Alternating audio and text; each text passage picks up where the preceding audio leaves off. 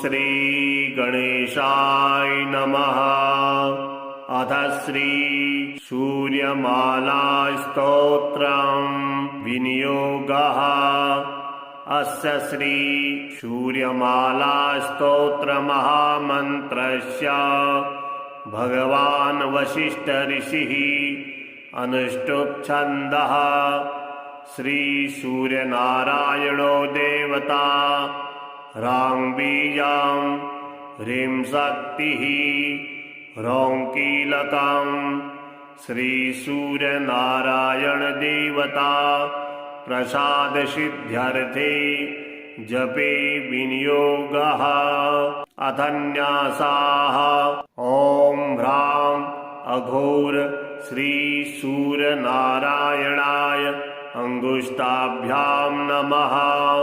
हृदयाय नमः। ॐ ह्रीं चतुर्वेद पारायणाय तर्जनीभ्यां नमः।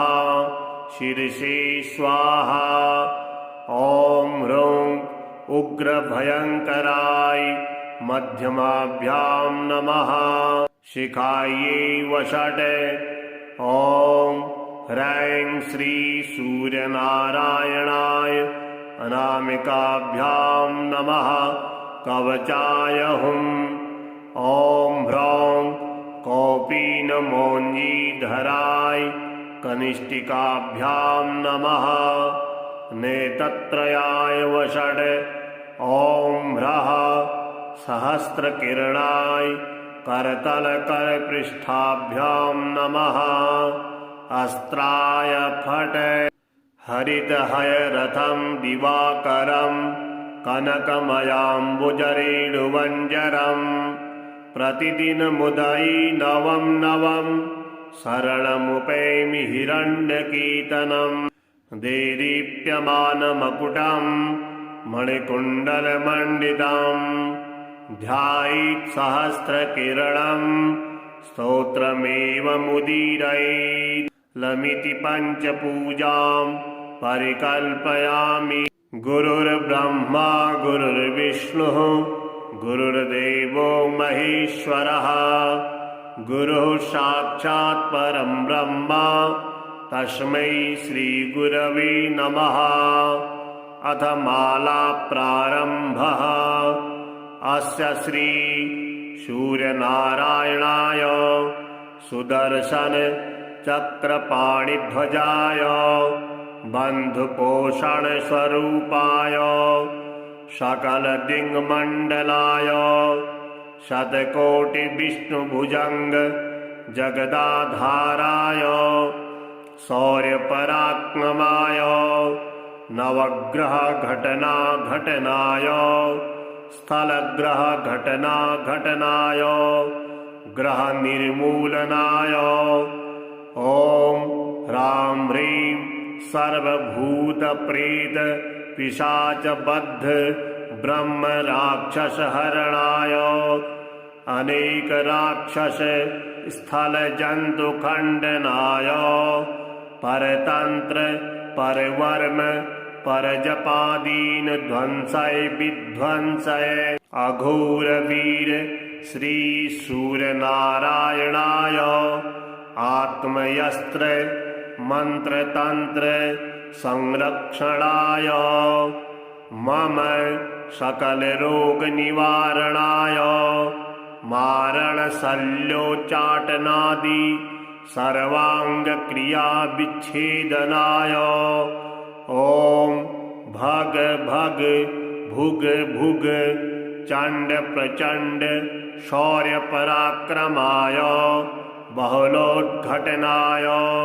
पूर्वद्वारे बन्धे बन्धे दक्षिणद्वारे बन्धे बन्धे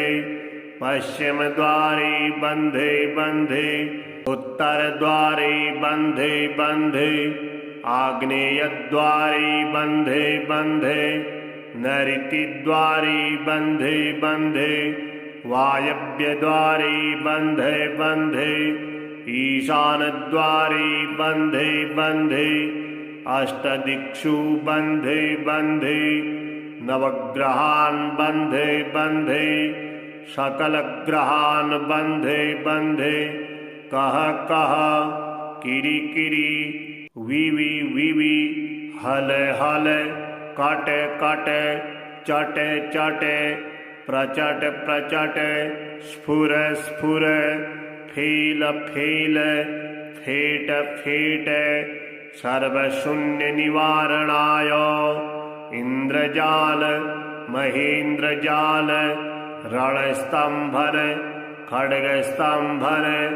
खड्गगांडीव विच्छेदनाय आकर्षय अकर्षय गजकर्ण गोकर्ण तर्त विद्याः धर्म विद्याः बन्धे बन्धे भूर्लोक भुवर्लोक सुवर्लोक पाताललोक प्रहरणाय ॐ फट् स्वाहा अस्य सूर्यमाला अस्त्राय फट् स्वर भुवर भूरोमिति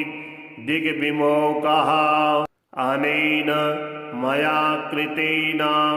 श्रीसूर्यनारायणस्तृप्यतु परब्रह्मार्पणमस्तु हरि ओं तत्सत्। अथ माला प्रारम्भः। अस्य श्री सूर्यनारायणाय सुदर्शन चक्रपाणिध्वजाय बन्धुपोषण स्वरूपाय सकल दिङ्मण्डलाय शतकोटि विष्णुभुजंग जगदाधाराय शौर्यपराक्रमाय नवग्रह घटना घटनाय स्थलग्रह घटना घटनाय ग्रह निर्मूलनाय ओम ह्रां ह्रीं सर्वभूत प्रेत पिशाच बद्ध ब्रह्म राक्षस हरणाय अनेक राक्षस स्थल जंतु खंडनाय परतंत्र परवर्म परजपादीन ध्वंसय विध्वंसय अघोर वीर श्री सूर्यनारायणाय आत्मयस्त्र मंत्र तंत्र संरक्षणाय मम सकल रोग निवारणाय मारण शल्योच्चाटनादि सर्वांग क्रिया विच्छेदनाय ओम भग भग भुग भुग चंड प्रचंड शौर्य पराक्रमाय बहुलोद्घटनाय पूर्वद्वारे बंधे बंधे दक्षिण द्वारे बंधे बंधे पश्चिम द्वारे बंधे बंधे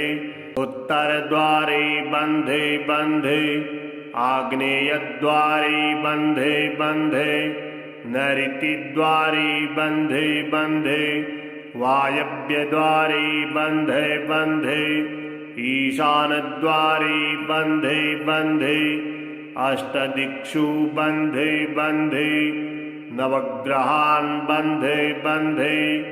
सकल ग्रहान् बंधे बंधे कः कः किरि किरि विवि विवि हले हले काटे काटे चटे चटे प्रचट प्रचट स्फुर स्फुर फील फील फेट फेट सर्वशून्य निवारणाय इंद्रजाल महेन्द्रजाल रणस्तंभन खड्गस्तंभन खड्गगांडीव विच्छेदनाय आकर्षय अकर्षय गजकर्ण गोकर्ण तर्त विद्याः धर्म विद्याः बन्धे बन्धे भूर्लोक भुवर्लोक सुवर्लोक पाताललोक प्रहरणाय ॐ फट् स्वाहा अस्य सूर्यमाला अस्त्राय फट् स्वर भुवर भूरोमिति दिग्विमोकः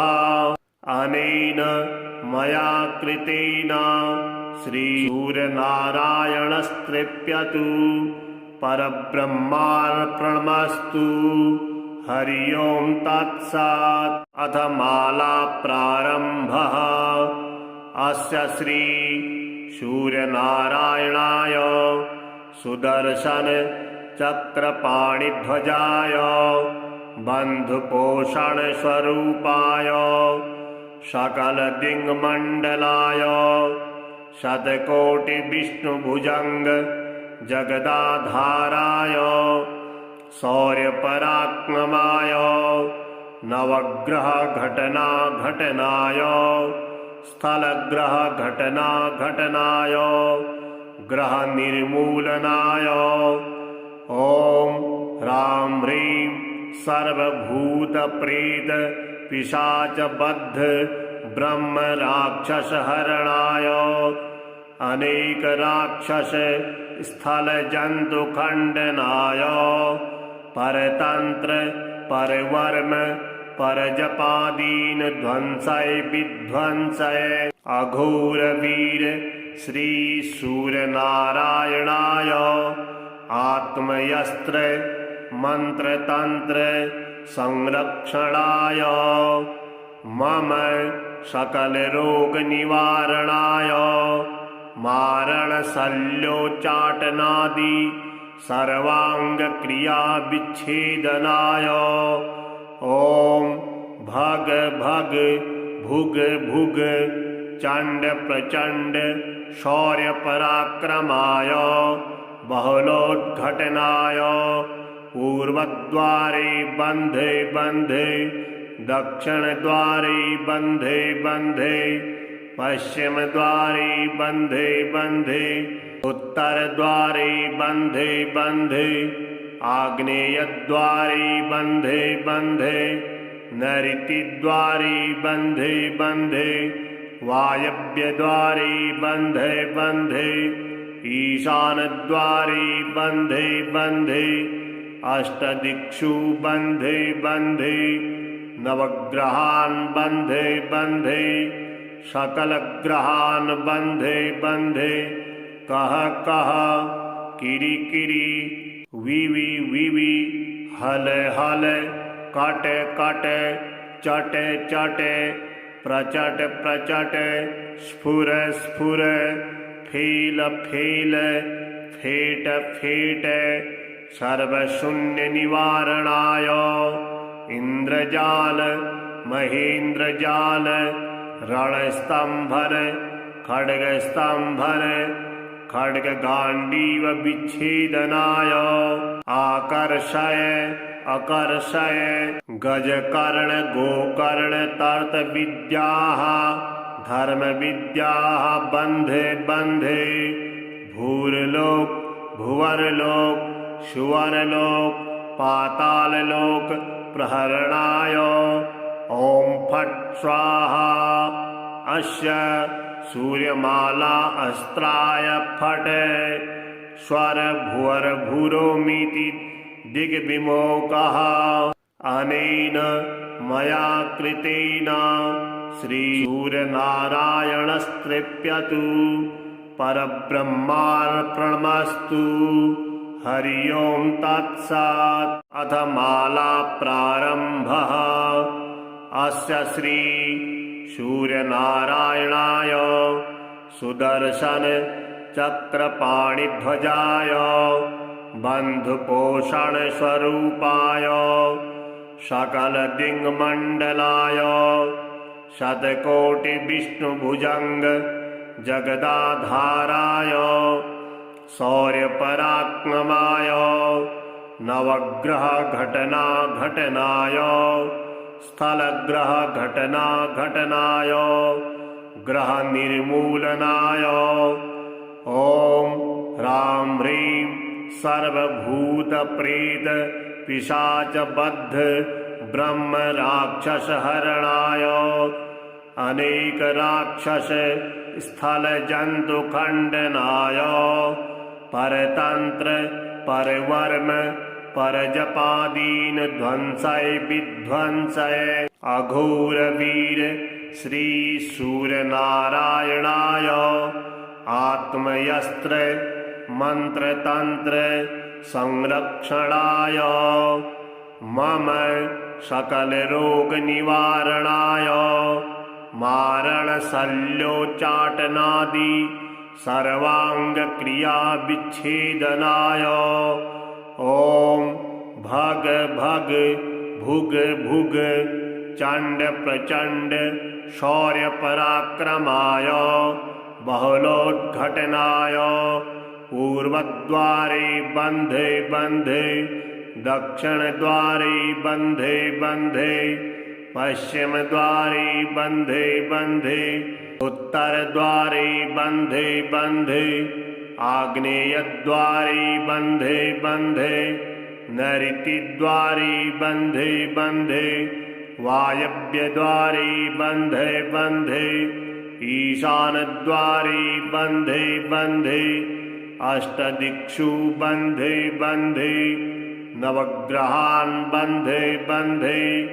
सकलग्रहान् बन्धे बन्धे कः कः किरि किरि विवि विवि हल हल कट कट चट चट प्रचट प्रचट स्फुर स्फुर फील फील फेट फेट सर्वशून्यनिवारणाय इन्द्रजाल महेन्द्रजाल रणस्तम्भन खड्गस्तम्भन खड्गगाण्डीव विच्छेदनाय आकर्षय अकर्षय गजकर्ण गोकर्ण तर्तविद्याः धर्मविद्याः बन्धे बन्धे भूर्लोक भुवर्लोक सुवर्लोक पाताललोक प्रहरणाय ॐ फट् स्वाहा अस्य सूर्यमाला अस्त्राय फट् स्वर भुवर भूरोमिति दिग्विमोकः अनेन मया कृतेन श्रीसूर्यनारायणस्तृप्यतु परब्रह्मार्पणमस्तु हरि ओं तत्सत्। अथ माला प्रारम्भः। अस्य श्री सूर्यनारायणाय सुदर्शन चक्रपाणिध्वजाय बन्धुपोषण स्वरूपाय सकलदिङ्मण्डलाय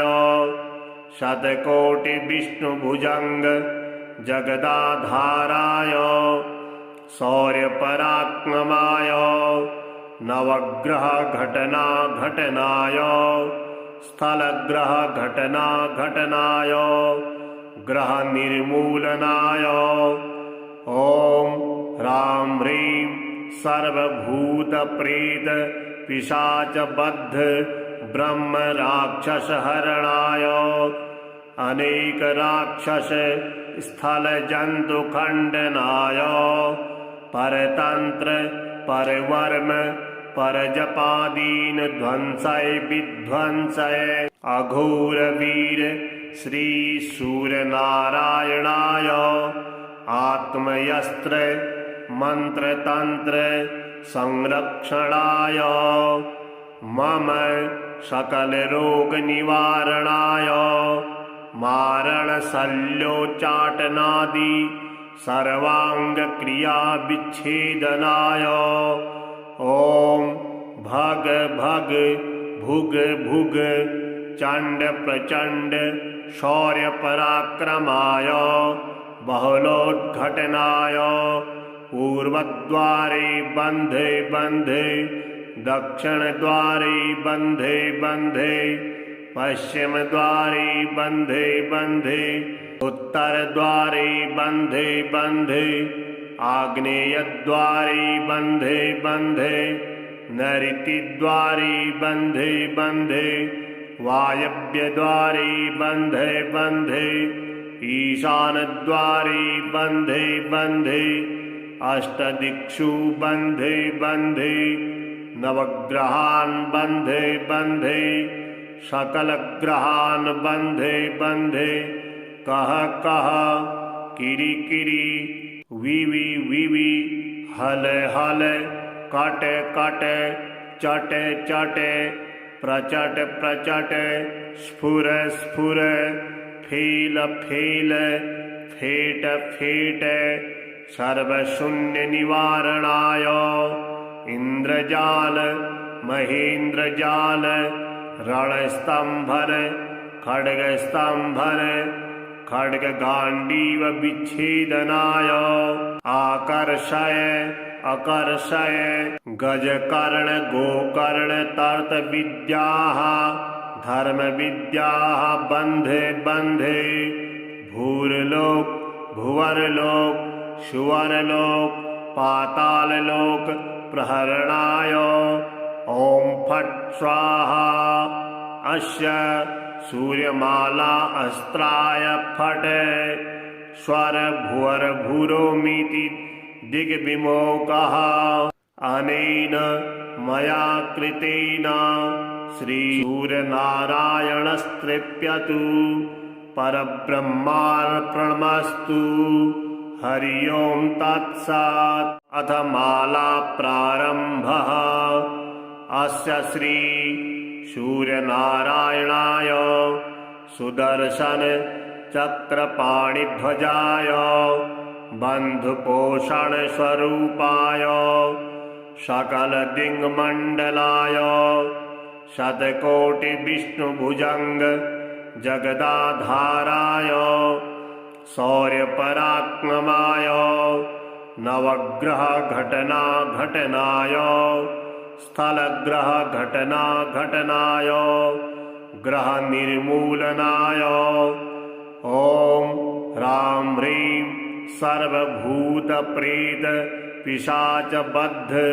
ब्रह्म राक्षस हरणाय अनेक राक्षस स्थल जंतु खंडनाय परतंत्र परवर्म परजपादीन ध्वंसय विध्वंसय अघोर वीर श्री सूर्यनारायणाय आत्मयस्त्र मंत्र तंत्र संरक्षणाय मम सकल रोग निवारणाय मारण शल्योचाटनादि सर्वांग क्रिया विच्छेदनाय ओम भग भग भुग भुग चंड प्रचंड शौर्य पराक्रमाय बहुलोद्घटनाय पूर्वद्वारे बंधे बंधे दक्षिण द्वारे बंधे बंधे पश्चिम द्वारे बंधे बंधे उत्तर द्वारे बंधे बंधे आग्नेय द्वारे बंधे बंधे नैऋति द्वारे बंधे बंधे वायव्य द्वारे बंधे बंधे ईशान द्वारे बंधे बंधे अष्टदिक्षु बंधे बंधे नवग्रहान् बंधे बंधे सकल ग्रहान् बंधे बंधे कह कह किरी किरी विवि विवि हल हल कट कट चट चट प्रचट प्रचट स्फुर स्फुर फेल फेल फेट फेट सर्वशून्य निवारणाय इंद्रजाल महेन्द्रजाल रणस्तंभन खड्गस्तंभन खड्गगांडीव विच्छेदनाय आकर्षय अकर्षय गजकर्ण गोकर्ण तर्त विद्याः धर्म विद्याः बंधे बंधे भूरलोक भुवरलोक सुवरलोक पाताललोक प्रहरणाय ओम फट् स्वाहा अस्य सूर्यमाला अस्त्राय फट् स्वर भुवर भूरोमिति दिग्विमोकः अनेन मया कृतेन श्रीसूर्यनारायणस्तृप्यतु परब्रह्मार्पणमस्तु हरि ओं तत्सत्। अथ माला प्रारंभः। अस्य श्री सूर्यनारायणाय सुदर्शन चक्रपाणिध्वजाय बन्धुपोषण स्वरूपाय सकल दिङ्मण्डलाय शतकोटि विष्णुभुजंग जगदाधाराय शौर्यपराक्रमाय नवग्रह घटना घटनाय स्थलग्रह घटना घटनाय ग्रह निर्मूलनाय ओम ह्रां ह्रीं सर्वभूत प्रेत पिशाच बद्ध ब्रह्म राक्षस हरणाय अनेक राक्षस स्थल जंतु खंडनाय परतंत्र परवर्म परजपादीन ध्वंसय विध्वंसय अघोर वीर श्री सूर्यनारायणाय आत्मयस्त्र मंत्र तंत्र संरक्षणाय मम सकल रोग निवारणाय मारण शल्योच्चाटनादि सर्वांग क्रिया विच्छेदनाय ओम भग भग भुग भुग चंड प्रचंड शौर्य पराक्रमाय बहुलोद्घटनाय पूर्वद्वारे बंधे बंधे दक्षिण द्वारे बंधे बंधे पश्चिम द्वारे बंधे बंधे उत्तर द्वारे बंधे बंधे आग्नेय द्वारे बंधे बंधे नैऋति द्वारे बंधे बंधे वायव्य द्वारे बंधे बंधे ईशान द्वारे बंधे बंधे अष्टदिक्षु बंधे बंधे नवग्रहान् बंधे बंधे सकल ग्रहान् बंधे बंधे कह कह किरी किरी विवि विवि हल हल कट कट चट चट प्रचट प्रचट स्फुर स्फुर फील फील फेट फेट सर्वशून्य निवारणाय इंद्रजाल महेंद्रजाल रणस्तंभन खड्गस्तंभन खड्ग गांडीव विच्छेदनाय आकर्षय अकर्षय गजकर्ण गोकर्ण तर्त विद्याः धर्म विद्याः बंधे बंधे भूरलोक भुवरलोक सुवरलोक पाताललोक प्रहरणाय ओम फट् स्वाहा अस्य सूर्यमाला अस्त्राय फट् स्वर भुवर भूरोमिति दिग्विमोकः अनेन मया कृतेन श्री सूर्यनारायणस्तृप्यतु परब्रह्मार्पणमस्तु हरि ओम तत्सत् अथ माला प्रारंभः अस्य श्री सूर्यनारायणाय सुदर्शन चक्रपाणिध्वजाय बन्धुपोषण स्वरूपाय सकल दिङ्मण्डलाय शतकोटि विष्णुभुजंग जगदाधाराय शौर्य पराक्रमाय नवग्रह घटना घटनाय स्थलग्रह घटना घटनाय ग्रह निर्मूलनाय ओम ह्रां ह्रीं सर्वभूत प्रेत पिशाच बद्ध ब्रह्म राक्षस हरणाय अनेक राक्षस स्थल जंतु खंडनाय परतंत्र परवर्म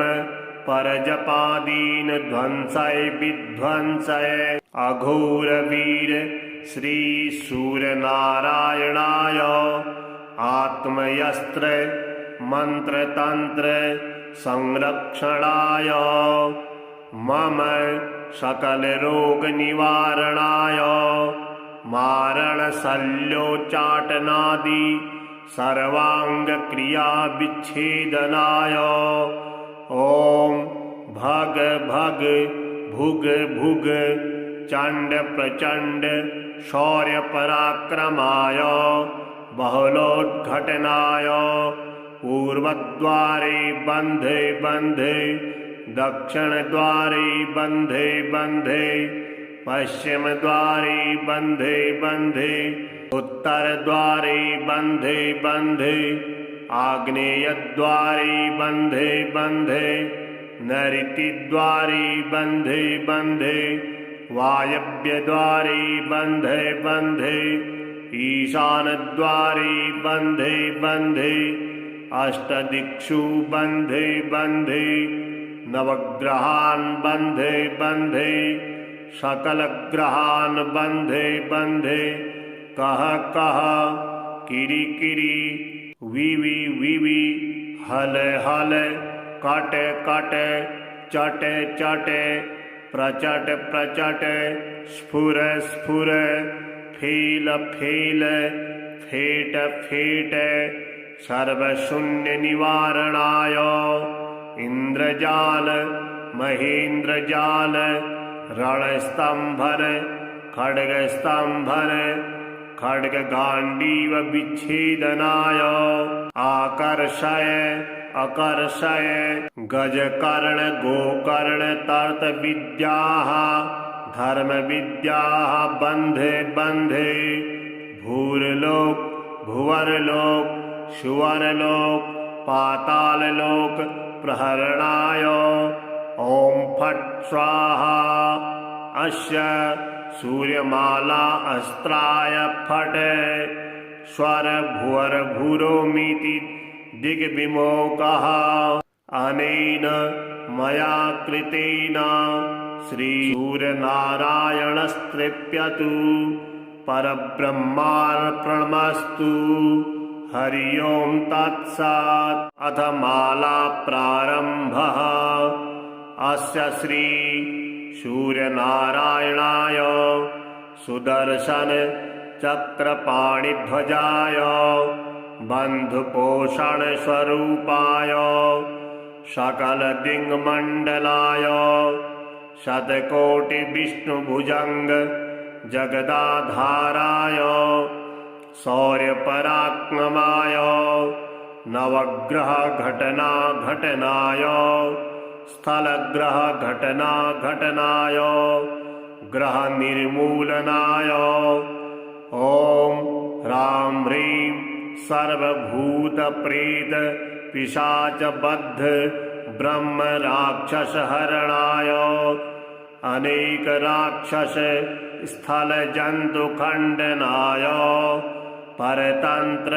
परवर्म परजपादीन ध्वंसय विध्वंसय अघोर वीर श्री सूर्यनारायणाय आत्मयस्त्र मंत्र तंत्र संरक्षणाय मम सकल रोग निवारणाय मारण शल्योच्चाटनादि सर्वांग क्रिया विच्छेदनाय ओम भग भग भुग भुग चंड प्रचंड शौर्य पराक्रमाय बहुलोद्घटनाय पूर्वद्वारे बन्धे बन्धे दक्षिणद्वारे बन्धे बन्धे पश्चिमद्वारे बन्धे बन्धे उत्तरद्वारे बन्धे बन्धे आग्नेयद्वारे बन्धे बन्धे नैऋतिद्वारे बन्धे बन्धे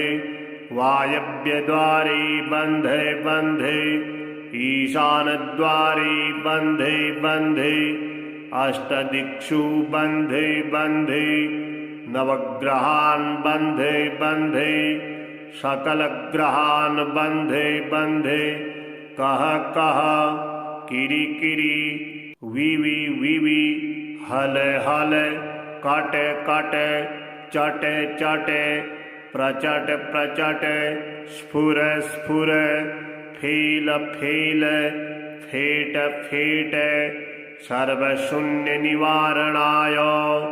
इंद्रजाल महेन्द्रजाल रणस्तंभन खड्गस्तंभन खड्गगांडीव विच्छेदनाय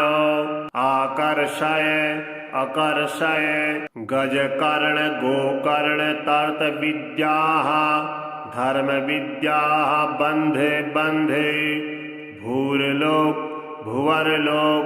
सुवरलोक पाताललोक प्रहरणाय ओम फट् स्वाहा अस्य सूर्यमाला अस्त्राय फट् स्वर भुवर भूरोमिति दिग्विमोकः अनेन मया कृतेन श्री सूर्यनारायणस्तृप्यतु परब्रह्मार्पणमस्तु। हरि ओम तत्सत्। अथ माला प्रारंभः। अस्य श्री सूर्यनारायणाय सुदर्शन चक्रपाणिध्वजाय बंधुपोषण स्वरूपाय सकल दिङ्मण्डलाय शतकोटि विष्णुभुजंग जगदाधाराय शौर्यपराक्रमाय नवग्रह घटना घटनाय स्थलग्रह घटना घटनाय ग्रह निर्मूलनाय ओम ह्रां ह्रीं सर्वभूत प्रेत पिशाच बद्ध ब्रह्म राक्षस हरणाय अनेक राक्षस स्थल जंतु खंडनाय परतंत्र परवर्म परजपादीन ध्वंसय विध्वंसय अघोर वीर श्री सूर्यनारायणाय आत्मयस्त्र मंत्र तंत्र संरक्षणाय मम सकल रोग निवारणाय मारण शल्योच्चाटनादि सर्वांग क्रिया विच्छेदनाय ओम भग भग भुग भुग चंड प्रचंड शौर्य पराक्रमाय बहुलोद्घटनाय पूर्वद्वारे बंधे बंधे दक्षिण द्वारे बंधे बंधे पश्चिम द्वारे बंधे बंधे उत्तर द्वारे बंधे बंधे आग्नेय द्वारे बंधे बंधे नैऋति द्वारे बंधे बंधे वायव्य द्वारे बंधे बंधे ईशान द्वारे बंधे बंधे अष्टदिक्षु बंधे बंधे नवग्रहान् बंधे बंधे सकल ग्रहान् बंधे बंधे कह कह किरी किरी विवि विवि हल हल कट कट चट चट प्रचट प्रचट स्फुर स्फुर फेल फेल फेट फेट सर्वशून्य निवारणाय इंद्रजाल महेन्द्रजाल रणस्तंभन खड्गस्तंभन खड्गगांडीव विच्छेदनाय आकर्षय अकर्षय गजकर्ण गोकर्ण तर्त विद्याः धर्म विद्याः बंधे बंधे भूरलोक भुवरलोक सुवरलोक पाताललोक प्रहरणाय ओम फट् स्वाहा अस्य सूर्यमाला अस्त्राय फट् स्वर भुवर भूरोमिति दिग्विमोकः अनेन मया कृतेन श्री सूर्यनारायणस्तृप्यतु परब्रह्मार्पणमस्तु। हरि ओम तत्सत्। अथ माला प्रारंभः। अस्य श्री सूर्यनारायणाय सुदर्शन चक्रपाणिध्वजाय बंधुपोषण स्वरूपाय सकल दिङ्मण्डलाय शतकोटिविष्णुभुजङ्ग जगदाधाराय शौर्यपराक्रमाय नवग्रहघटनाघटनाय स्थलग्रहघटनाघटनाय ग्रहनिर्मूलनाय ॐ ह्रां ह्रीं सर्वभूतप्रेत पिशाचबद्ध ब्रह्मराक्षसहरणाय अनेकराक्षस स्थलजन्तुखण्डनाय परतन्त्र परवर्म परजपादीन ध्वंसय विध्वंसय अघोरवीर श्रीसूर्यनारायणाय आत्मयस्त्र मन्त्रतन्त्र संरक्षणाय मम सकलरोगनिवारणाय मारणशल्योच्चाटनादि सर्वाङ्गक्रियाविच्छेदनाय ॐ भग भग भुग भुग चण्ड प्रचण्ड शौर्यपराक्रमाय बहुलोद्घटनाय पूर्वद्वारे बन्धे बन्धे दक्षिणद्वारे बन्धे बन्धे पश्चिमद्वारे बन्धे बन्धे उत्तरद्वारे बन्धे बन्धे आग्नेयद्वारे बन्धे बन्धे